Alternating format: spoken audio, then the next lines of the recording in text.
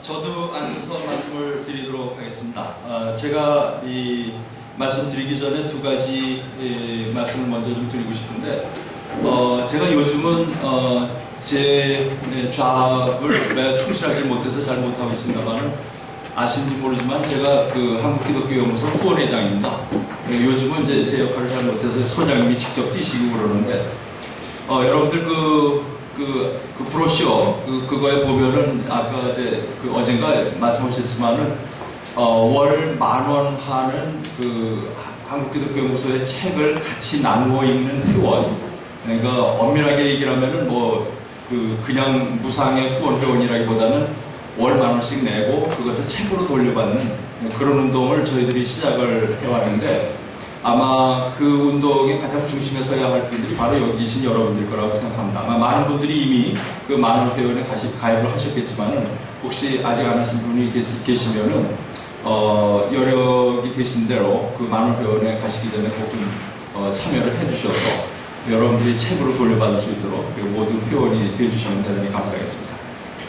그리고 이제 한간에 그 예수 목회 세미나가 또 잘 되다가 잘 안 되는 듯 싶고, 또 그래서 이제 그만해야 될 때가 아니냐는 이런 유언비어가 돌고 있는데, 유언비어의 그 진원지는 그 홍모 선생님이십니다. 근데 혹시 이런 얘기가 한간에 돌더라도 절대 동요하지 마시고, 이 한국기독교연구소의 이 예수 목회 세미나는 지금 올해가 제 7회 아닙니까? 이제 초등학교 들어갈 나이가 됐는데, 초등학교는 들어가 봐야죠.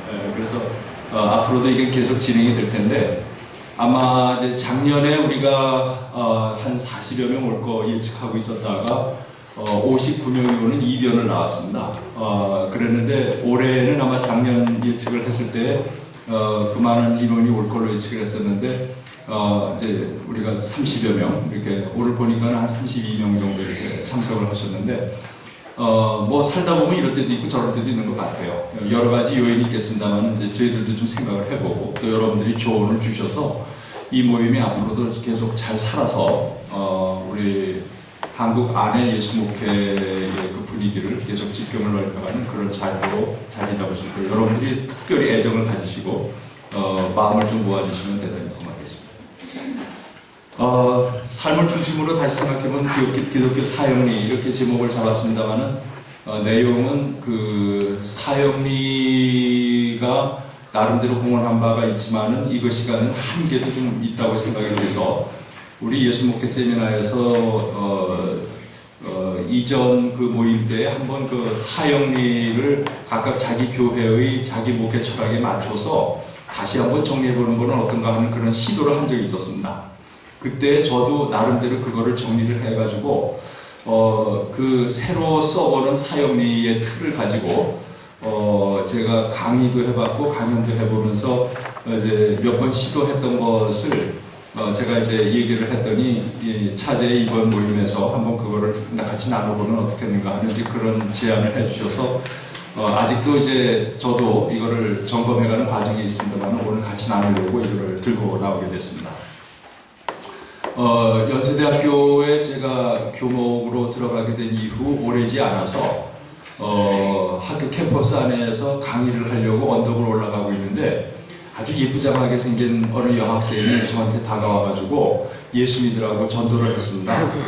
그래서 학생이 잘 모르는 것 같아서 제가 내가 이 대학교 교목이라고, 그래서 아마도 1학년 같아요. 근데 굉장히 열성적인 학생이었는데, 그래서 이제 그냥 점잖게 제가 이 대학 교목이라고 그랬더니, 그 여학생이 전혀 동요하는 기색 없이 저에게 하는 말이, 교목도 성령 받아야 구원받습니다. 그래서 제가 그 말에 충격을 굉장히 크게 받고, 이 연세대학에 오는 학생들이 도대체 어떤 학생들이 오는지 좀 알아봐야겠다 그래가지고, 당시에 이제 동력교회, 우리 변경수 목사님 목회하는 동력에 소속이 되어 있을 텐데, 한번 차제에 우리나라의 서울 경기 일원에 교회들을 한번 좀 탐방을 해봐야겠다. 그래서 이제 마음을 먹고 3년 계획으로 매주 교회를 바꿔서 탐방하는 그런 일을 시작을 했습니다. 그리고 3년 한 다음에 좀 부족한 듯해서 2년을 더해서 그 5년을 서울경기일원에 나름대로 이렇게 목회를 잘 하고 있는 또 유명한 그런 교회들을 이제 찾아보게 되는데, 그때 교회들을 탐방하고 나서 제가 얻은 결론이 있는데, 그것이 이제 오늘 강의와 상당 부분 관계가 있습니다. 그때 제가 얻은 결론은 뭐냐면은 아마도 손가락으로 꼽을 수 있는 정도의 이 일부 교회를 제외하고 대부분의 교회들이 정도의 차이가 조금 있을 뿐이고, 큰 틀에서 보면 대개 사형리를 교회 설교의 중심 주제로 하고 있다고 하는 것을 확인할 수 있었습니다. 그래서 제가 그 탐방이 끝나고 한번 감리교 교육자들 모임에서 한번 그 탐방 결과를 가지고서 강연을 한 적도 있었습니다.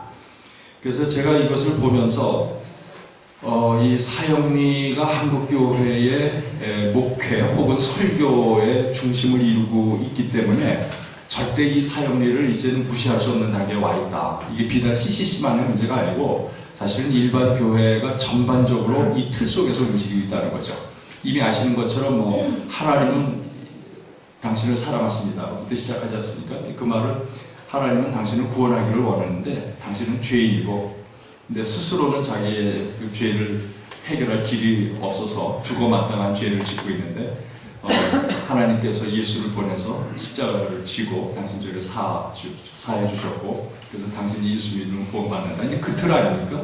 그게 사형의 가장 핵심인데, 이 사형리가 한편으로는 우리나라 이 기독교의 공헌한 바가 있고, 동시에 이 사형리가 가지고 있는 또 근본적인 한계도 있습니다.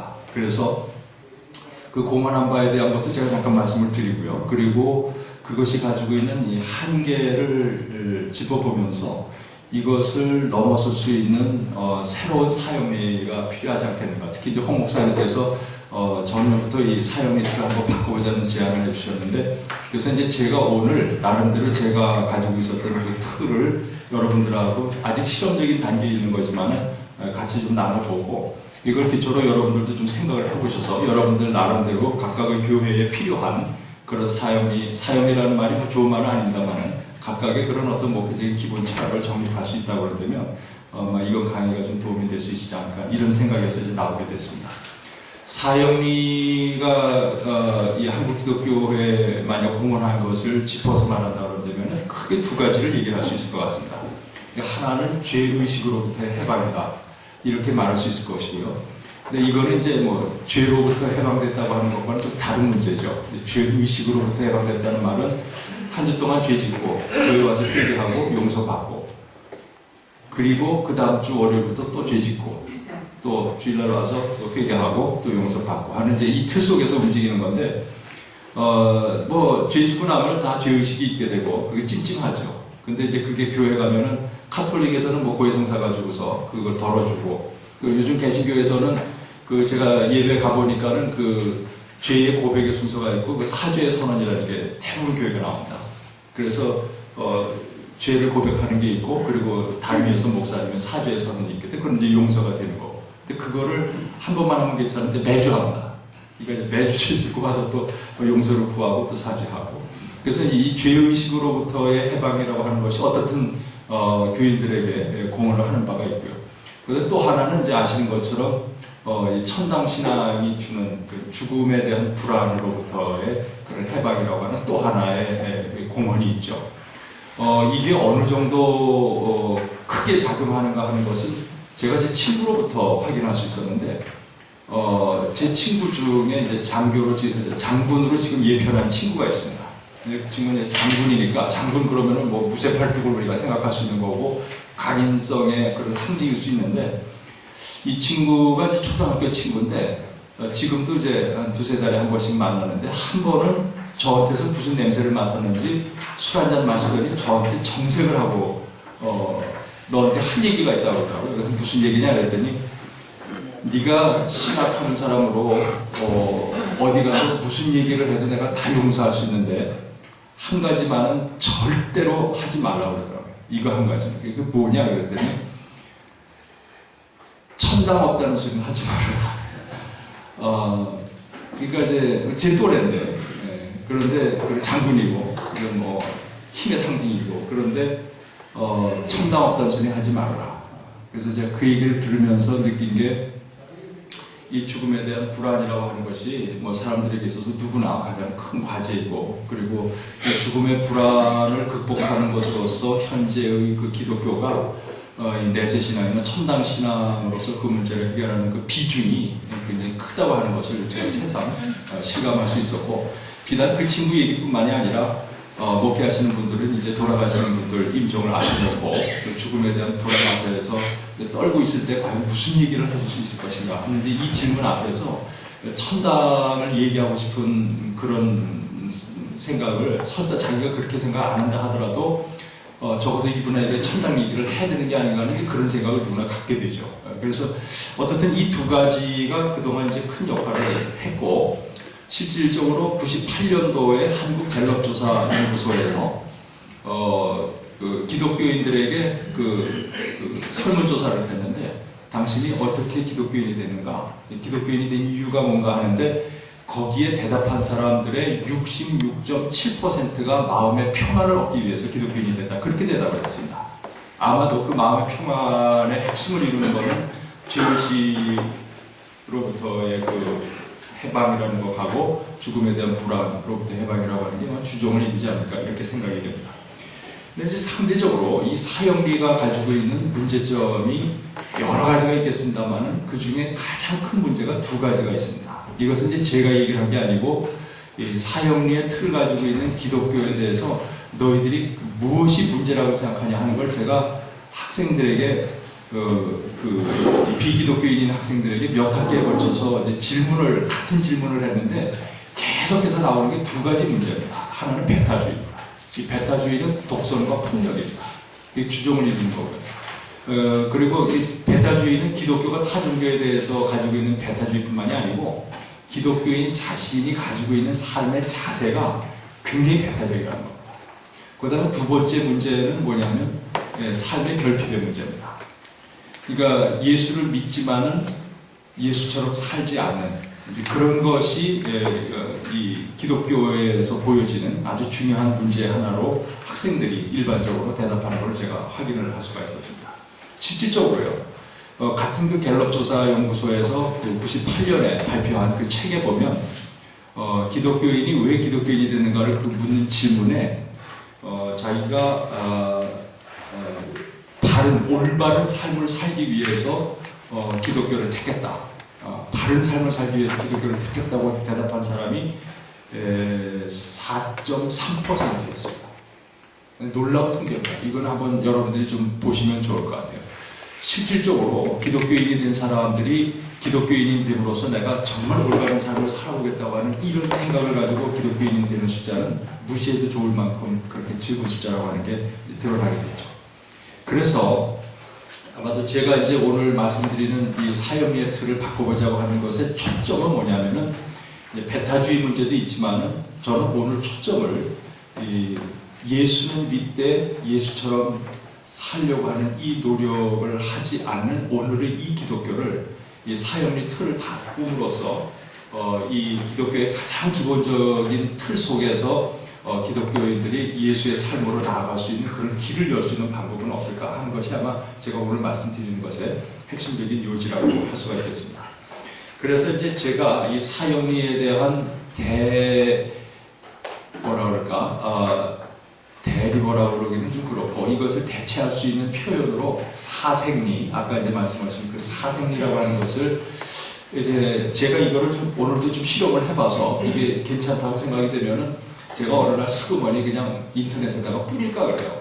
그래서 이게 어떻게 돌아다니는지 실험적으로 사생리를 탁 한번 던져놔 보고, 그래서 이게 아는 사람들이 이리저리 커다 날르다 보면 이게 만약 이펙티브한 거면, 유효하다고 그러면 아마 계속 돌 거고, 그렇지 않다면 그냥 사그러서 없어질 거고요. 그래서 한번 실험을 좀 저도 좀 해보는 중에 있습니다. 그래서 오늘 아마 이 사생리의 틀을 말씀을 드릴 텐데, 여기에 이제 깔려있는 내용들은 이거는 조금 여러분들이 감안해서 보시면 될 것 같고요. 이건 제가 오늘 강연을 위해서 이제 한번 틀을 만들어 본 거고, 여기에서 여러분들이 중요하게 보셔야 될 것은 큰 틀입니다. 이 사생리의 가장 기본적인 큰 틀을 어떻게 가져갈 거냐 하는 것을 한번 생각을 해보면서 여기에 담는 내용은 각각 자기 목회의 현장에서 달리 이렇게 정리를 할 수도 있지 않을까 하는 그런 생각을 해보게 됩니다. 그래서 이 사생리의 가장 기본적인 틀은 보통 이제 사형리는 하나님으로부터 얘기가 시작이 되는데, 이 사생리의 기본적인 틀은 인간의 문제의식에서부터 출발을 해서 그런 문제의식을 갖고 있는 사람이 하나님을 어떻게 봐야 될 것이며, 그리고 예수를 어떻게 봐야 될 것이고, 그리고 기독교인이 된다고 하는 것을 어떻게 이해해야 될 것이냐, 이제 그 틀로 대충 움직이고 있습니다. 그래서 먼저 그냥 제목부터 간단히 말씀을 드리면, 첫 번째 이제 인간의 문제의식을 우리는 참 삶의 길을 잃어버린 사람들입니다. 그래서 이제 이것을 길치, 그래서 죄인이라고 하는 말이 이제 너무 달고 달아서 제가 한번 제 식으로 우리는 길치다, 길을 잃어버렸다. 저는 특히 이 길물이 어둡습니다. 그래서 두루에서 미국서 공부할 적에 1시간가량 이제 그 아스토리아 교회를 향해서 가는데, 이렇게 뉴저지에서 이렇게 가다가 늘 가는 길인데도 가다가 길을 잘못 들어가고, 가다가 길 한번 잘못 들으면은 그 뉴욕 공항으로 가는 길로 이렇게 들어가게 돼가지고, 그래서 뉴욕 공항을 자주 갔습니다. 가다 보면 길을 잃어가지고 이제 글이 쑥 들어갔다가 그러고서 이제 나오고 그런 사례가 많은데, 사람들이 이제 나름대로 길을 안다고 그러지만 가끔 길을 잃어버리는 그런 경우가 있죠. 그래서 이제 일단은 사람의 문제는 이 길을 잃어버렸다 하는 데다 이제 초점을 두고 그렇게 표현을 해봤고요. 두 번째, 하나님은 우리가 가야 할 참 삶의 길을 가르쳐 주시는 분이다. 그래서 이제 가르쳐라고 하는 말은 이게 손가락을 의미하는 거거든요. 그러니까는 사람들에게 하나님이 길을 가르쳐 주고, 그리 손목을 잡고 이끌고, 그리고 그리 갈 수 있도록 이렇게 만들어준다는 의미보다는 이게 길이다 하는 것을 보여주는 분이다. 이제 그런 정도의 의미를 갖게 되겠습니다. 그 다음에 이제 세 번째, 그래서 이제 아마 제가 길잡이라고 했습니다만은, 우리가 요즘 쓰는 말로 한다면 내비게이션에 가까울 것이다. 그러니까 내비게이션이라고 하는 게 이 길을 가르쳐 주지 않습니까? 그러니까 우리는 그 길을 따라서 가는 건데, 하나님은 일종의 내비게이션과 같다. 이렇게도 설명할 수 있지 않겠는가 하는 거죠. 그래서 세 번째는, 예수는 우리가 가야 할 참 삶의 길을 앞서 가신 분이다. 그래서 이제 앞서 사셨다고 하는 것을 앞서자 살생자. 그래서 앞서자 날생자는 이 민증 얘기 아닙니까?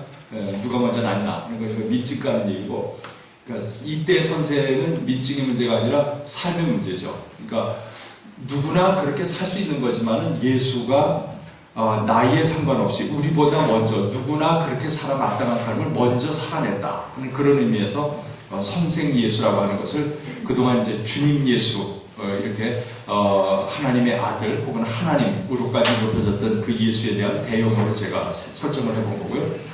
그리고 네 번째 기독교인은 예수를 벗삼아 예수와 같은 길을 가는 사람이다. 이렇게 설정을 해보고, 그런 의미에서 기독교인을 길벗 크리스찬, 기독교인을 가리키는 그런 하나의 개념으로 이 길벗이라고 하는 표현이 어떤가 하는 것을 이제 나름대로 생각을 해봤죠.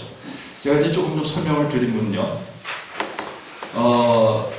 먼저 이제 이 길치에 대한 이제 설명으로서, 사람들은 누구나 그 차이를 불허하고 어느 정도의 그런 공통적인 가치를 추구하면서 살고 있는데, 그 공통적으로 추구하는 가치를 성서의 그 예수가 유혹받는 이야기에서도 그렇게 나오지만, 사회학자들도 사람들이 가지고 있는 그런 공통적인 그런 가치관의 문제를 이 재물과 권력과 명예, 이제 이 세 가지에 집착해 있다고 하는 거로 다 일반적으로 이제 지적을 하고 있는데, 이 세 가지로 요약되는 이 세상적인 가치를 사람들은 일반적으로 추구하고 있다는 거죠.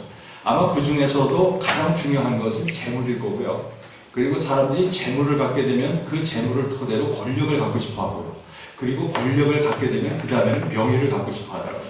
근데 이거는 제가 긴 인생을 산 건 아닌데, 그동안 이제 주변에서 이렇게 보면은 확실히 그 순차적으로 그렇게 나가는 것 같아요. 젊어서 돈 벌고, 돈 벌면 권력 갖고 싶어 하고, 권력을 가지면 그 다음에는 뭐 어디 이사장, 이게 하여간 그 명함을 그렇게 갖고 싶어 하는데, 이 욕구가 아주 그 적나라하게 해가지고 보기가 민망할 정도로 그런 욕구를 보이는 걸 볼 수가 있습니다.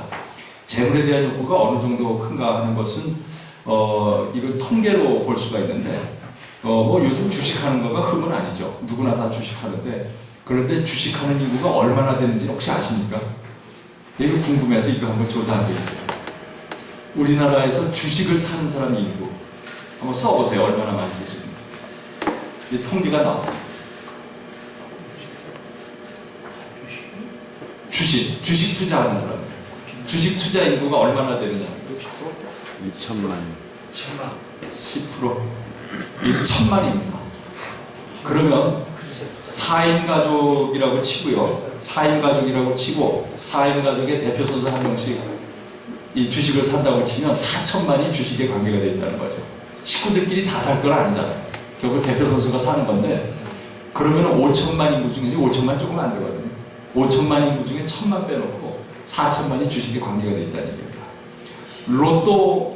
로또 많이 사지 않습니까? 뭐 제 친구가 지금 중국에 있는데 나보고 로또 좀 사놓으라고 전화해가지고 급제 전화해가지고 로또 좀 사놓으라고 부탁할 정도인데 로또 어느 정도 살 것 같아요?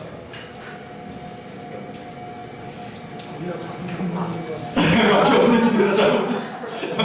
제가 한번 궁금해가지고 이거 듣겠어요. 이 로또 장사 안 됩니다. 이러고. 로또도 한 400만 정도 산다고 합니다. 굉장히 많은 인구가 로또를 사고 있는데 그만큼 이제 재물에 대한 사람들의 관심도라고 하는 게 그만큼 크다는 거죠. 로또 사는 게 잘못됐다는 것보다도 이제 그만큼 이 재물에 대한 관심이 크다는 거죠. 네. 그런데 여기서 이제 더 나가서 제가 생각하고 싶은 거는 이러한 세상적인 가치를 소유하게 됐을 때 사람들은 성공했다고 말하고 그리고 행복하다고 그렇게 생각한다는 거죠. 여러분들 우리나라 최고의 덕담이 뭐라고 생각하십니까? 부자 되세요. 예, 이거 연초가 된 말입니다. 저는 이 기독교 계통의 친구들뿐만 아니고 제가 초등학교, 중학교, 고등학교 친구들이 지금도 만나는 친구들이 있는데 연초 되면 걔네들한테서 문자가 와요. 그런데 거의 대부분 그 문자의 주종을 이루는 게 부자 되세요입니다. 여러분들은 어느 정도 그건 느끼셨는지 모르지만 이것은 김정은 씨가 PC 카드 선전하기 위해서 부자 되세요 여러분, 여러분 꼭 부자 되세요 뭐 그러는 그 선전 문구가 있습니다. 그거 해가지고 김정은 씨가요 돈 무지무지하게 벌었다 합니다. 실제로 그 선전 나가가지고 그래서 그때 떼돈을 벌어가지고서는 떴다고 그러는데 이 부자 되세요는 우리나라 최고의 덕담이 됐습니다. 근데 그만큼 지금 이 부에 대한 사람들의 관심도라고 하는 것이 이제는 쉽게 이 문제를 건드리기가 어려울 만큼 아주 일반화된 그런 것이 됐다는 거죠. 그런데 이제 제가 먼저 얘기하고 싶은 거는 뭐 재물이나 권력이나 명예를 추구하는 것 자체가 잘못됐다 그런 뜻은 아닙니다. 이 문제는 사람들이 이제 공동체 안에서 살려는 동안에는 이런 것들이 다 삶의 일부분을 이루게 되는 건데 문제는 이 세 가지 가치에 사람이 집착하게 될 때 이제 문제가 됩니다. 문제는 집착입니다. 여기에 집착을 하게 됐을 때 나타나는 현상이 뭐냐면 하나님도 없고 사람도 없고 그리고 자연도 없다는 거죠. 뭐 이거 여러분들 많이 느끼셨을 겁니다. 저는 또 종합대학에 있다 보니까 일반인들을 많이 접하는 기회가 있고 특히 이 돈과 우리 이제 박영서 선생님도 요즘 이제 그런 경험을 많이 하게 되지만 저는 연대에서 지난 14년 있는 동안 일반 기업인들 또 일반적으로 이제 살아가는 사람들을 별별 사람들을 다 많이 만나게 되는데 이렇게 얘기를 하다 보면 진짜 저 사람 안에 하나님이 들어설 자리가 조금도 없다고 하는 게 느껴지는 데가 있고요. 그리고 돈을 벌고 권력을 얻기 위해서는 사람 하나 죽이는 것은 유도 아니다는 느낌을 받는 데가 참 많습니다. 그리고 보십시오. 골프장 하는 사람들이 이제 제 주변에 아는 사람 중에 골프장 하는 사람들이 많거든요. 그런데 골프장에서 돈 많이 벌죠. 그때 그 자연을 해치게 되는데 그거에 대해서 문제의식을 갖고 있는 사람은 없습니다, 실제로. 그걸 문제라고 생각하지 않고 그걸 문제라고 생각할 수 있는 여지가 없습니다. 이 머리 안에 그게 문제라고 생각할 수 있는 여지가 전혀 없습니다. 그래서 결국 이제 이거에 집착하게 됐을 때 나타나는 현상 중에 이 재물과 권력과 명예라는 게 결국은 하나님을 대체한다는 거죠. 그래서 이제 이게 우상적인 성격을 띠게 되고 또 그에 따라서 우리를 정말 올바른 그런 삶의 길에서부터 이제 멀어지게 만드는 사탄과 같은 그런 역할을 하게 된다. 이제 이렇게 되다 보니까 사람들이 이제 알게 모르게 기독교인은 해야겠고 재물에 대한 관심은 있고 그러다 보니까 이제 여기에서 말하자면 그 타협의 가능성을 생각을 하게 됩니다. 그래서 실질적으로 여러분들도 뭐 수도 없이 느끼시는 거겠지만 교인들이 어떻게 이 재물도 좀 한 손에 쥐고 동시에 하나님도 줄 수 있는 가능성은 없겠느냐. 이제 이런 생각을 사람들이 많이 하게 되고요. 그런 과정에서 이건 이제 제가 조심스러운 얘기입니다만 이런 과정에서 이 타협안 가운데 하나가 청부론이 아닌가 하는 생각을 해봅니다. 그러니까 이제 깨끗한 부자는 뭐 봐줄 수 있는 거 아니냐. 그러니까 자기가 정당하게 벌어서 부를 소유했고 그거 자기가 향유해서 먹고 살겠다는데 그거 뭐 잘못된 거냐. 내가 하나님을 믿는 것과 내가 부자인 것이 양립 가능한 거 아니겠느냐. 이제 이런 이야기를 하게 되는데 뭐 여러분들 다 이제 그 설교에서 늘 얘기하시고 아는 거기 때문에 굳이 반복할 필요가 없는 것이 이제 성서에 보면 하나님과 재물을 동시에 섬길 수가 없다. 둘 중에 하나를 더 사랑하게 되고 그리고 다른 하나를 아무래도 없이 여기게 될 거다 하는 이제 그것이 예수의 가르침의 핵심을 이루고 있는데 이런 이제 두 주인을 섬기고 싶다고 하는 것이 이제 우리 한국 기독교 안에서도 일반적인 그런 어떤 모습을 보이고 있고 이게 이제 삼박자 축복하고도 다르지 않다는 거죠. 이 삼박자 축복이라는 게 하나님을 믿으면서 동시에 축복받고 싶은 이 욕망이 서로 이렇게 타협안을 이룬 이런 형태로 움직이는 게 아닌가. 그 다음 얘기가 좀 길어서 제가 좀 한번 읽어보면요. 두 주인을 섬기고 싶어하는 마음은 한국의 기독교인들 속에서 여전히 드러난다. 한국의 상당수 기독교인들은 세상적인 가치에 대한 욕망을 그대로 간직한 채 예수를 믿으려는 경향이 있고 한국의 교회는 이러한 교인들의 요구를 예수의 이름으로 정당화하려는 경향이 있다.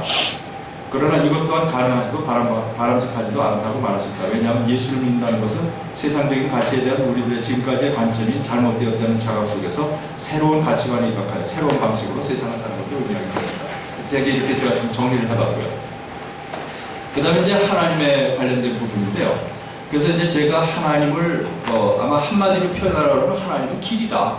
우리를 참 삶의 길로 이끄는 그 길 자체가 하나님이다. 이제 이렇게 말할 수가 있을 텐데 사람들이 그럼 이 길을 현실적으로 잘 따라서 살고 있느냐 할 때 아까 말씀드린 것처럼 이 세상적인 가치에 대한 이 집착이라고 하는 것이 사람들의 눈을 멀게 하는 것 같아요. 그러니까 이 길이 없어서가 아니고 어떤 면에서는 몰라서가 아니고 이 길이 버젓이 저쪽에 있지만은 그것을 볼 수 있는 사람들의 눈이 이게 어떤 비닐 같은 거예요. 바울이 비닐이 벗겨진 것처럼 이게 비닐 같은 것이 사람 눈을 백내장이 모두가 끼어 있는 거지. 그러니까 흐릿해서 하나님은 잘 보이지가 않고 다른 것이 사람들 눈에 그러니까 그런 것만 보이는 눈으로다가 시각이 교정이 되어 있는 것이 아닌가 하는 그런 생각을 해보게 되는 겁니다. 근데 이제 그 비닐이라고 하는 게 이제 아까 앞에 얘기한 재물과 권력과 명예라고 하는 이런 세상적인 가치에 대한 집착이 바로 이런 비늘 역할을 한다고 하는 거죠. 그래서 아마 사람들이 하나님이 우리를 참 삶으로 이끄는 길이라고 하는 그런 관점에서 이 길을 발견하기 위해서는 가장 우선돼야 하는 과정이 이 재물과 권력과 명예에 대한 이 집착에서부터 해방되는 것, 여기에서부터 자유로워지는 것이 가장 우선되는 일일 텐데 문제는 이 집착에서 자유로워진다고 하는 것이 생각처럼 이렇게 쉽지가 않다는 거죠. 이게 마음만 먹는다고 쉽게 잘 되지 않는 것이 대개 일반적인 경우를 보게 되면 죽음의 문턱에 이르는 경험, 암에 걸렸다든지 아니면 교통사고가 났다든지 그래서 뭔가 죽음에 가까이 갔던 경험이 있거나 혹은 그와 비슷한 그런 경험이 있고 나서야 비로소 이런 것들이 우리의 삶을 가치 있게 하는 것이 아니라고 하는 그런 자각을 갖게 되는 경우가 참 많은 것 같아요. 일반적으로는 그런 것 같아요. 그런데 설사 그렇게 되었다 하더라도요. 이제 우리가 많이 보는 것처럼 그런 경험을 했을 경우에는 사람들이 그게 다 덧없는 거다. 그러고서 했다가 그러고서는 또 다시 건강이 회복돼 가지고서 먹고 살만해지면은 다시 원점이 돼요. 다시 원위치로 돌아오는 그런 경향을 보이게 되는 것 같아요. 그래서 이런 여기에 갔다가 그렇게 그런데 집착에서부터 자유로워지는 경험을 어느 정도까지 했다 손 치더라도 실질적으로 그렇게 실제로 삶에까지 이르는 과정에는 또 하나의 관문이 필요하다. 거기 제가 이제 쓴 것처럼 세상적인 가치에 대한 집착으로부터 자유로워지고 또 하나님의 뜻을 따라 사는 것이 참으로 사는 길이다. 이게 올바른 길이라고 하는 것을 우리가 알게 되었다 하더라도 그렇게 아는 것이 곧바로 사람들로 하여금 그 삶으로 나아가게 하는 것은 아니다. 그래서 이 아는 것과 사는 것 사이에는 또 한 번에 건너야 하는 큰 강이 있다는 거죠. 근데 이거는 뭐 말할 필요도 없이 이거는 우리가 수도 없이 경험하게 되는 것 같아요. 저 자신도 제가 실제로 알고 있는 것만큼 사느냐면 그렇지는 못하거든요. 그러니까 알고 있는 것과 사는 것이 하나가 되는 데에는 어쩌면 평생의 시간이 걸릴 수도 있고요. 어쩌면 죽는 순간까지도 아는 것으로 그치고 단 한 번도 살아본 적이 없는 그런 인생을 끝내는 경우도 있을 수 있다는 거죠. 그러니까 이것도 강조할 필요가 있는 것 같아요. 네, 그래서 여기에는 아는 것과 사는 것 사이에는 또 한 번 건너야 할 큰 문지방이 있다. 또 하나의 강이 있다. 이런 생각이 들고요. 그래서 하나님의 뜻을 따라 사는 이 참 삶의 길을 가기 위해서는 이 세상적인 가치에 대한 그 집착에서부터 우리가 벗어나는 그것을 포기할 수 있는 용기가 필요하고 또 궁극적으로는 그 길을 가기 위해서는 그런 세속적인 가치를 버리는 것뿐만이 아니라 이거는 예수의 경우가 대표적인 경우가 되겠습니다만은 필요하다면은 가장 어려운 관문인 이것이 하나님의 뜻을 따라 사는 바른 길이라고 그런다면 그 길을 가기 위해서 경우에 따라서 이건 최후의 경우지만은 목숨까지 버려야 되는 그런 일도 있을 수가 있다는 거죠. 그때 그것까지 할 수 있는 결단이 있지 않고서는 사실 이 길을 간다고 하는 것이 생각처럼 쉽지는 않다. 오늘 뭐 김영선 목사님 이제 그 살아온 얘기 들었습니다만은 우리 듣는 사람은 그냥 재밌게 듣지만은 그 살아온 지난 20년쯤 되나요? 얼마 됐습니까, 김영선 목사님? 매일 연주요. 네. 8년부터. 네? 98년. 12년. 82년. 12년. 12년의 세월이라고 하는 게 굉장히 긴 세월인데 그 기간 동안에 참 얼마나 많은 일들이 있고 얼마나 힘든 과정이 있겠습니까? 그러니까 듣기는 쉬운 얘기지만은 사실 처음 시작해서 이 길이 어디로 갈지도 모르는 길을 첫 발을 디뎌놓고 그 길을 따라서 이게 길이니까 빠져나오질 못하고 한 발 내딛고 또 디딘 다음에 또 다음에 길이 보이니까 이게 길이니까 또 나오지 못하고 한 발 내딛고 한 것이 12년을 지나갖고 지금 저기까지 오게 됐냐 아닌가 하는 그런 생각을 해볼 때 이 길이라고 하는 것이 길을 알게 됐다고 해서 실제로 그렇게 사는 것까지는 굉장히 긴 세월이 걸리게 되고 생각처럼 쉬운 것은 아니다.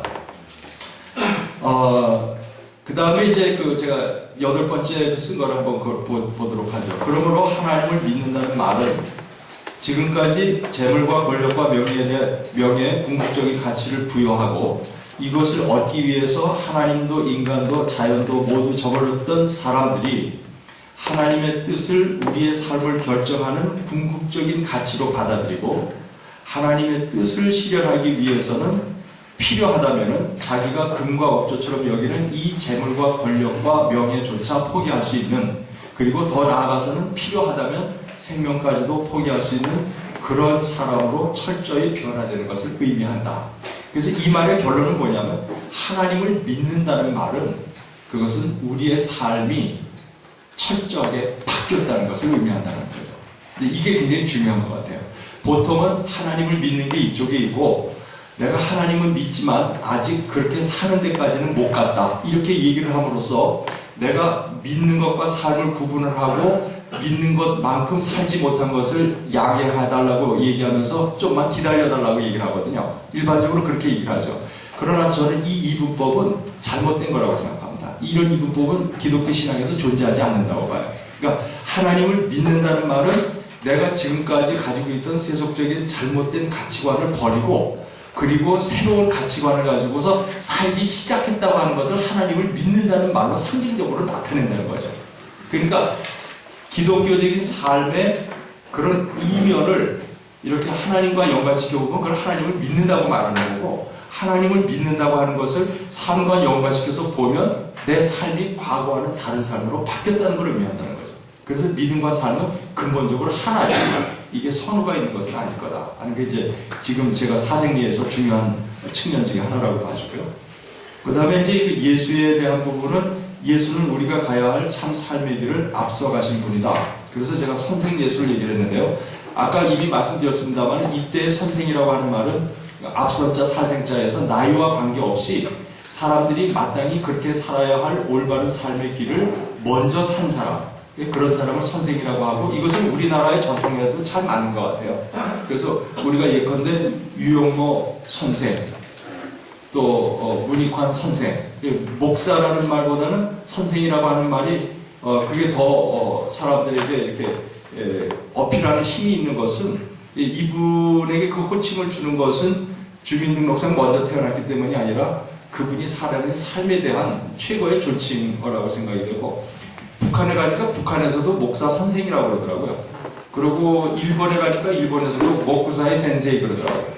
그러니까 이제 목사는 호칭일 뿐이고 그 사람에 대한 존경어는 선생이더라고요.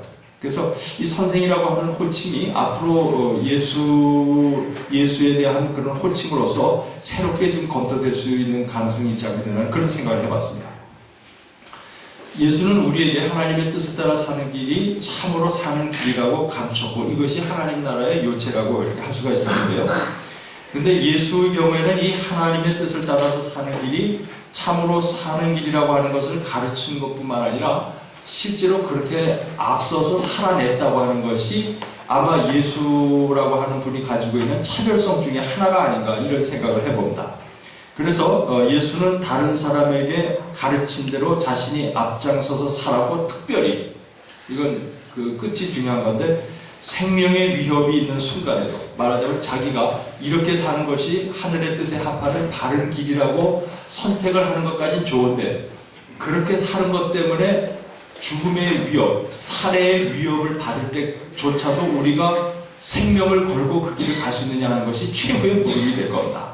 이것을 통과한 사람을 우리가 순교자라고 부르는데, 아마도 이것이 가장 우리가 건너기 어려운 마지막 소림산 36방에 제 36방에 속하는 게 아닌가, 이런 생각을 해봅니다.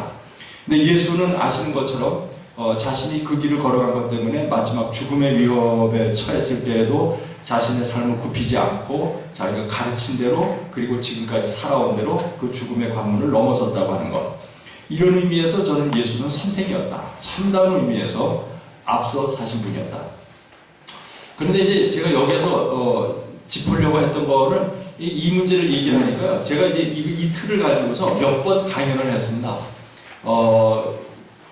좀 더 구체적으로 얘기하면 감리교 사회평신도국에서 저보고 4주 연속 강연을 해달라고 그래서 잘 됐다 싶어서 이걸 실험하고 싶어가지고 이 원고를 그때 쓴 거를 제가 그냥 여기다가 바로 그냥 손대지 않고 넘겼는데, 이 사생리를 가지고서 얘기를 하다 보니까 뭐가 문제가 걸리냐면요, 예수를 선생이다 그러니까 설명을 하니까 이의가 없어요. 그런데 이제 그 얘기를 듣고 나서 곧바로 나오는 질문이 뭐냐면, 우리는 지금까지 예수님이 하나님의 아들로 알고 있었고 하나님으로 믿었는데 그럼 그거하고는 어떻게 되냐, 삼일체 깨지냐, 이게 이제 제일 걸리더라고요. 그래서 그 문제를 제가 이제 들은 이후에 좀 거기에 대한 답으로다가 3번부터 얘기를 한 건데요.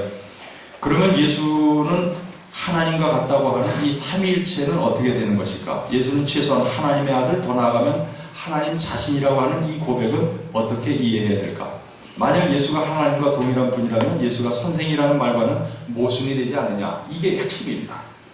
그런데 이제 이 문제를 제가 풀어가기 위해서 여러분들 니케아 회의, 325년에 있었던 니케아 회의 아시죠?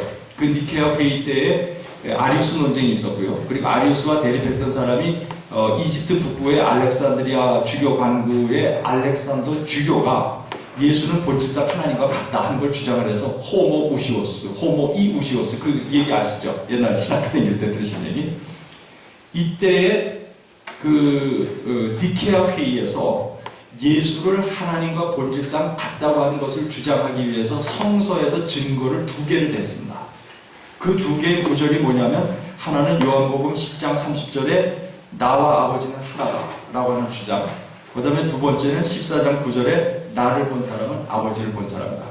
그래서 이 두 개의 구조를 근거로 해서 예수와 하나님은 동일한 본질을 갖고 있다고 주장을 했습니다. 이제 그렇기 때문에 저는 그냥 니케아 회의의 그 결정을 갖고서 지금 대답을 하려고 하는 게 아니고 그 니케아에서 전거로 썼던 이 두 개의 구조를 다시 한번 이해를 해보자. 그러니까 이 구조를 갖고 하나님으로 예수를 하나님으로 높일 수 있는 가능성도 있지만 제가 볼 때는 이 같은 구조를 갖고 예수를 선생님으로 얘기할 수 있는 가능성도 있고 만약 이 두 가지가 가능하다면 이 두 개의 얘기는 같은 얘기일 수도 있다는 거죠. 제가 이제 그거를 한번 실험을 해본 건데요. 이 두 구절이 예수를 하나님과 동일시할 수 있는 근거이면서 동시에 예수를 선생으로 이해할 수 있는 근거가 될 수는 없을까 하는 것이 물음의 초점입니다. 여섯 번째를 보시면요. 이거에 대한 하나의 설명입니다. 제 편의 설명인데 예수의 삶은 그 내면을 들여다보면 하나님의 뜻을 따라서 철저하게 살아내었던 그런 삶이었다. 그래서 예수에게 있어서 하나님은 매 순간 그의 삶을 결정하는 궁극적인 근원이었다. 그러니까 예수의 생각, 말, 행동, 심지어 죽음 앞에서의 예수의 모습까지도 그 모든 것을 들여다보면 예수에게 있어서의 하나님은 그 모든 삶의 궁극적인 뿌리였다는 거죠. 그래서 예수와 하나님은 예수의 삶 속에서 하나가 되었다는 거예요. 이게 이제 중요한 건데, 그러므로 예수의 삶을 깊이 들여다본 사람은 예수의 삶 속에서 예수와 하나님이 하나가 되어 있는 것을 볼 수 있었고, 그래서 예수를 본 사람은 이미 하나님을 본 것과 다름없다고 말할 수도 있다는 거죠. 다시 말하면 예수가 하나님이라고 하는 이 삼위일체적 고백은 예수는 철저히 하나님의 뜻을 따라 참 삶의 길을 걸어가신 분이라는 이러한 고백이라고 할 수 있고, 이러한 의미에서 이 고백은 예수가 참 삶의 길을 앞서 살아내셨다고 하는 그 고백과 맥을 같이 할 수 있다. 만약 이 두 가지 얘기가 둘 다 메이크 센스하다, 일리가 있는 말이라고 그런다면 이러한 점에서 예수가 하나님이라고 하는 고백과 예수가 선생이라고 하는 고백은 서로 다른 고백이 아니라 사실은 같은 고백일 수 있다는 거죠. 예수의 삶을 보면 그 삶 속에 하나님이 살아서 그 예수의 삶을 움직이고 있었던 궁극적인 뿌리였다고 하는 것을 우리가 볼 수 있다고 그런다면 그 안에서 예수는 하나님과 하나였고, 그리고 우리는 그 예수의 삶을 통해서 하나님을 보는 거죠. 하나님이 그 안에 하나가 되어 있는 것을 볼 수 있는 거죠. 이런 의미에서 예수는 선생이었다는 거죠. 그런 삶을 살아낸 사람들이 이 인류 역사상에 그렇게 자주 있는 일이 아니었고, 기독교인들이 고백하는 바에 의하면 그분은 아마도 이 인류 역사상에 하늘이 내신 첫 번째 사람이었을 것이다. 아마 그거를 놓고 우리가 하나님의 아들이라고도 호칭하고, 더 나아가서 하나님의 하나밖에 없는 아들이라고도 호칭할 수 있고, 거기에서 하나 더 나간다고 그랬다면 그런 의미에서 예수와 하나님은 하나다, 이렇게도 고백할 수 있었던 게 아닌가. 그런 면에서 제가 지금 세 번째 문제에서는 그 문제까지 한번 답을 해본 거고요. 네 번째, 기독교인이 뭐냐 하는 문제죠. 신앙이 뭐냐 하는 건데, 기독교인은 한마디로 얘기하면 예수를 벗삼아서 예수와 같은 길을 가는 사람. 그래서 저는 기독교인을 이제 설명할 때 길벗, 요즘 보니까는 길벗 교회가 많더라고요. 그리고 예수를 그 선생이라고도 제가 얘기를 했지만은 사실 예수는 친구일 수도 있거든요. 같은 길을 가는 친구인데 선생으로서의 친구일 수 있는 건데, 이 길벗이라고 하는 이 말이 저는 기독교인을 가리키는 새로운, 특히 예수 목회에 있어서 기독교인을 길벗으로 호칭하는 것은 굉장히 적절하겠다는 그런 생각을 해봤습니다. 예수께서 가르치시고 앞서 살아낸 삶을 우리도 살아낼 수 있을까? 이에 대한 기독교인의 대답은 항상 부정적이었습니다. 왜 그러냐면 예수님은 본질상 하나님이었고, 그리고 우리는 죄인이기 때문에 하나님과 인간 사이에는 절대 건널 수 없는 그런 질적인 차이가 있고, 그래서 인간이 아무리 높아져도 인간의 최고의 높음이 하나님의 가장 낮음보다 낮다. 그래서 이 둘 사이에는 절대 이렇게 하나가 될 수 있거나 혹은 건너뛸 수 있는 그런 가능성은 없다고 봤던 거죠. 그런데 기독교인은 예수는 하나님이고 우리는 죄인이다, 이 교리적인 이유를 갖고 우리가 예수의 삶을 살아낼 수 없는 이유를 대고 있지만은 제가 볼 때는 사실 그 저변에는 이것보다 근원적인 인간적인 이유가 있다고 생각합니다. 그것은 뭐냐면 한마디로 얘기하면 나는 예수처럼은 살고 싶지 않다는 거죠. 제가 이제 이 사례를 한 가지 좀 말씀을 드리면요. 제가 이제 연세대학교 학생들을 데리고 요즘은 못하고 있습니다만은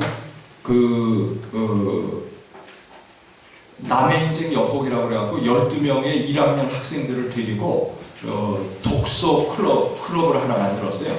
그래서 12명의 1학년 학생들이 한 학기에 6권을 책을 읽고 같이 이제 토론을 하는데 한 명이 발표하고 그리고서 이제 토론하는 건데 투표를 해가지고 학생들이 결정을 해요.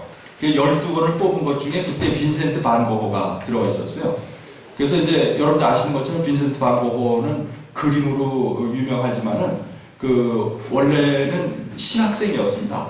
그래서 광산촌에 들어가서 목회 활동을 한 적이 있었고, 그리고서 삼촌을 따라서 그림 파는 장사도 한 적이 있었고요.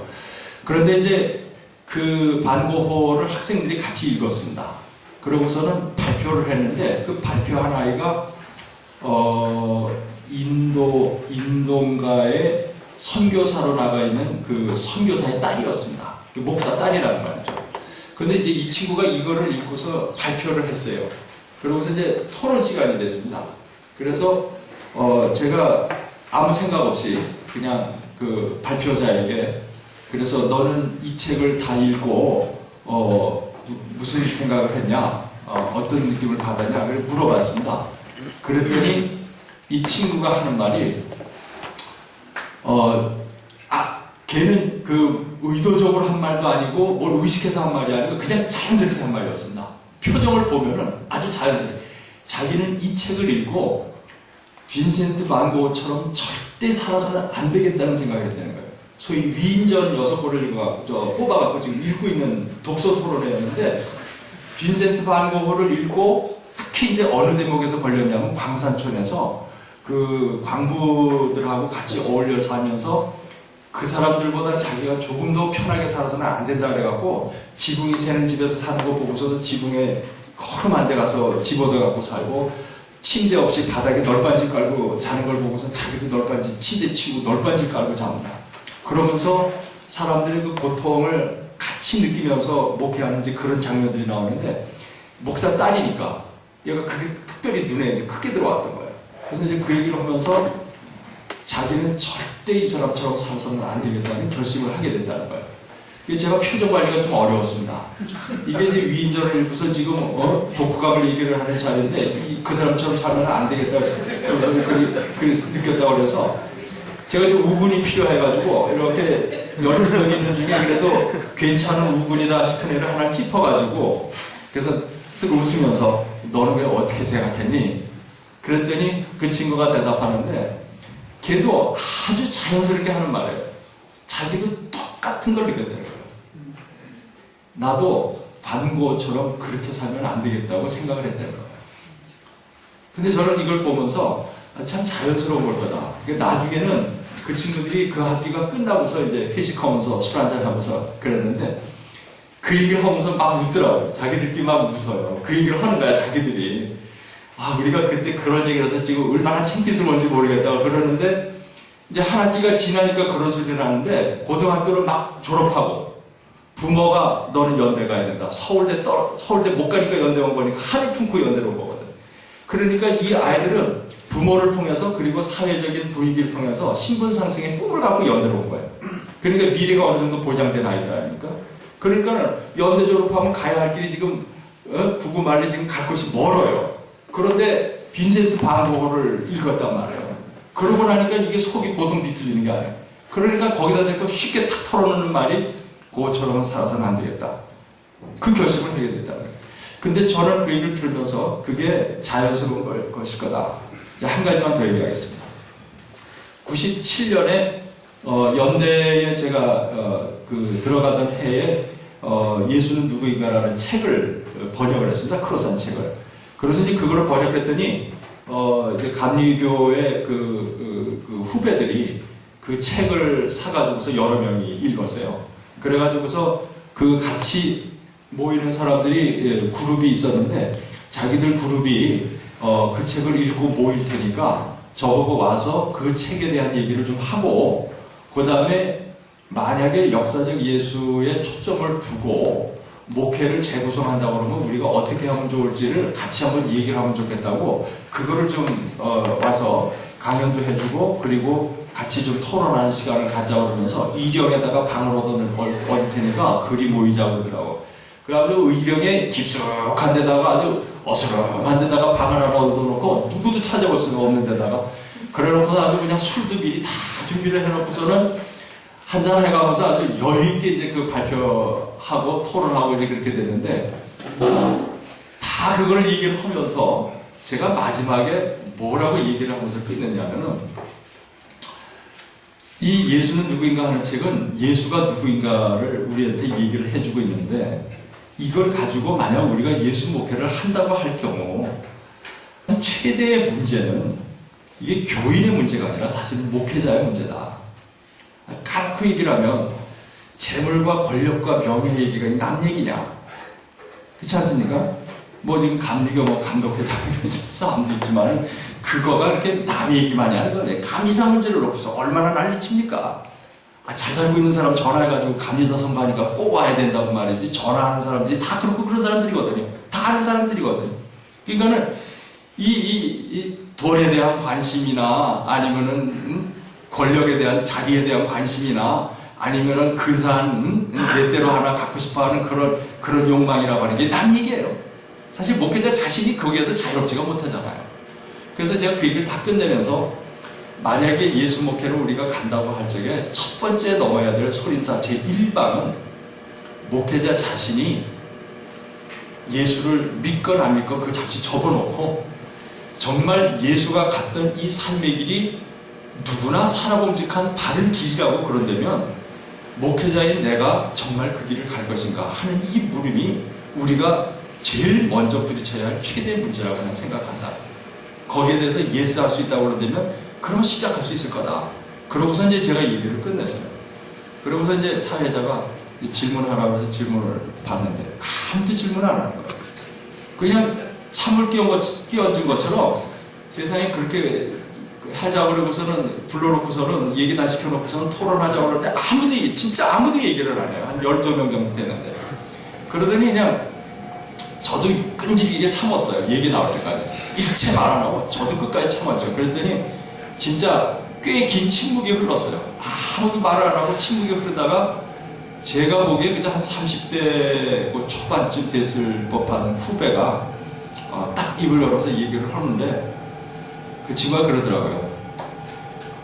어떻든 뭐 역사적 예수 또 그리고 예수 목회라고 하는 거 한번 생각해 보려고 이렇게 선배님 오셔서 얘기 듣자고 했는데 얘기 듣고 보니까 아무래도 다시 돌아가야 될 것 같습니다. 그래서 그냥 그저처럼 그냥 뭐 그렇게 사연해 가지고 예수 믿고 구원받고 천당 가고 살아서는 복 받고 죽어서는 천당 가고 뭐 그냥 그렇게 갈 수밖에 없을 것 같습니다. 그래서 상당히 자조적인 뭐 꼭 그렇게 간다고는 저는 보질 않아요. 아마 생각을 하겠죠. 예, 그랬으니까 불렀던 거고 제가 그분이 뭐 그렇게 아주 그렇게 막 간 사람이라고 전혀 생각 안 하지만은 이제 얘기를 듣고 보니까 안 들으니만 못하게 된 거죠. 듣고 보니까 아는 게 병이 돼버린 건데 사실상 그렇다는 겁니다. 그러니까 예수가 앞서가는 그 길을 따라서 우리가 그분을 친구 삼아서 벗삼아서 벗이라는 게 친구 아닙니까? 그러니까 같은 길을 가는 그런 벗을 삼아서 친구를 삼아서 그분과 같은 길을 가는 것이 기독교인이라고 할 때 이 길을 간다고 하는 것이 생각처럼 쉽지가 않다는 거죠. 그러니까 여기에 이제 최대의 걸림돌이 있는 것 같습니다. 그래서 이제 4번을 제가 그냥 쑥 정리하고 다시 넘어가 보면 기독교인이란 도대체 무엇인가? 한마디로 기독교인은 예수를 평생의 벗으로 삼아 예수와 같은 길을 가는 사람이다. 달리 말하면 기독교인은 근본적으로 재물과 권력과 명예를 얻는 것에 삶의 궁극적인 목표를 두고 사는 사람이 아니라 하나님의 뜻을 따라 사는 것을 삶의 궁극적인 목적으로 사는 사람, 그래서 하나님의 뜻에 위배될 때는 언제든지 재물과 권력과 명예를 초계와 같이 버릴 수 있는 사람. 더 나아가서는 자기가 이미 가지고 있는 것을 다른 사람이 도움을 필요로 할 때, 특별히 그 사람을 도와줬을 때 그 사람이 하나님의 뜻을 따라서 제 인생의 바른 길을 갈 수 있을 때에 그 사람을 돕기 위해서 이미 자기가 가지고 있는 것조차 그것이 깨끗하게 얻어진 거라 하더라도 그것조차 나눌 수 있는 사람, 그것이 기독교인이 아니겠는가. 사람들이 이제 이렇게 강의를 하고 나면 이제 5번은 질문을 참조로 한 겁니다. 이렇게 얘기를 하면은 사람들이 질문을 뭐라 그러냐면 그렇게 사는 사람이 세상에 얼마나 있어요? 이제 이게 그 다음 질문입니다. 이제 이 질문은 그게 설사 길이라 하더라도 나는 지금 그렇게 못 살고 있고 앞으로도 그렇게 살 의향이 없다고 하는 그런 어떤 내심을 우회적으로 아마 표현한 게 아닌가. 그렇게 살지 못하는, 또 그렇게 살고 싶지 않은 자기 자신을 변명하는 말이 아닌가 하는 그런 생각을 하는데, 그런데 이 질문은 그 예측하는 대답과는 달리 여러분들이 수차 경험하시는 것처럼 이 세상에는 이미 예수와 같은 길을 가고 있는 사람이 생각보다 많다는 거죠.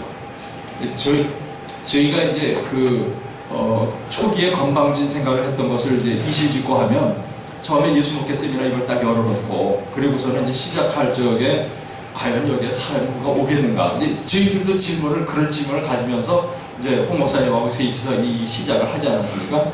그러고서 이제 곧바로 회개를 했죠. 했는데 첫 해에 66명이 왔습니다. 왔다 간 사람 다 저는 숫자에 관심이 있는 사람이라 대형교회라 숫자에 관심이 있는데 첫 해에 66명이 왔다 갔습니다. 놀라운 숫자였어요. 진짜로. 보십시오. 작년부터는 이 예수 목회 세미나에 그 전까지는 연락을 했습니다. 여기에 올 만한 좋은 분들을 우리가 좀 이렇게 어느 정도 인원을, 기본 인원을 이렇게 깔자. 그렇게 해서 우리가 인원을 체크를 해갖고 이분한테 연락하자 해서 연락을 했었습니다. 그리고 작년에 처음으로 그거를 해제했습니다. 아무한테도 연락 안 하고 그냥 당당하고 한국기독교연구소 홈페이지에만 이거를 올려놓고 그냥 했거든요. 근데 작년에 여러분들 아시는 것처럼 40명쯤 오면은 잘하다 그랬는데 59명이 와가지고 자리가 없어가지고서는 그 사랑의 교회에 인원이 차가지고 밖에다가 방을 얻어갖고 나오는 그런 해프닝도 벌어졌습니다. 이런 거를 보면은 우리 자신도 생각하면 나 혼자 이러고 발버둥치지 누가 이 길 가나 싶지만은 그 길을 가다 보면은 나보다 앞서서 그 길을 가고 있는 분들이 있었다는 것을 새삼 알게 됩니다. 안 가고 있을 때는 안 보였는데 그 길을 가는 순간 이미 가고 있었던 사람들이 있었구나 하는 것을 발견하게 되고 그런 사람들이 그렇게 고귀해 보입니다. 그렇지 않습니까? 예, 여기 와가지고서 이거 열어놨는데 아무도 안 왔다. 한 5명쯤 왔다고 한번 있을 수 없는 광경을 한번 생각해 보십시오. 열었는데 5명 왔다. 그렇지 않습니까? 그런데 우리가 생각하는 것보다는 이런 뜻을 갖고 이 길을 가려고 하는 사람이 이미 많이 있다는 거죠. 그래서 건방진 생각을 가지면 안 되겠다. 그런 생각을 하고 여기에 오지 않은 분들 중에도 이미 그 길을 가고 아까도 막 뒤늦게 오신 분들이 있습니다만은 여기에 오지 않은 분들 중에도 이미 그 길을 가고 있고 그리고 그 길 속에서 누구보다도 성실하게 끝까지 포기하지 않고 가는 사람이 있을 것이다. 저는 그거를 믿고 그것이 아마 우리 예수 먹기 세미나를 지탱해주는 힘이 아닌가 하는 그런 생각을 해봤습니다. 세상에는 이미 예수와 같은 길을 가고 있는 사람이 많이 있고 또 우리가 예수의 길벗으로 살지 못하고 있을 때는 그런 사람들이 관심에 들어오지도 못했고 눈에 잘 보이지도 않았지만은 우리가 그런 예수의 길벗으로 가고 있는 순간 우리 주변에 그런 사람이 많이 있다는 걸 발견하게 되고 또 그렇게 예수의 길벗으로 예수와 평생 같은 길을 가는 사람을 놓고 우리가 기독교인이라고 해야 되겠는가. 이미 시작하신 이 길 마지막 죽는 그 순간까지 용기 있게 끝까지 잘 가시고 서로 여기에 동지가 돼서 서로 어깨를 다독여주면서 함께 이 길을 갈 수 있으면 좋겠습니다. 제 오늘 말씀 여기서 마치도록 하겠습니다.